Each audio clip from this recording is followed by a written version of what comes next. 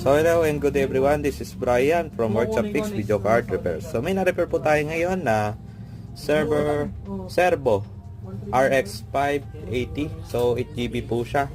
So yan, ito po yung video card ni customer. So ito yung line number niya ay, saan ba nakalagay? 1565. So problem pala nito is no display.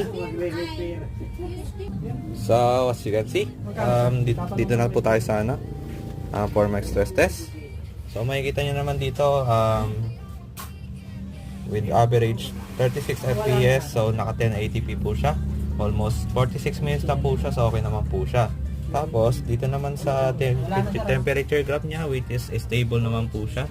Side lang po sa usage. So yan, stable naman po. Pagdating naman dito sa Tech Power Up, so ayan, GPU temperature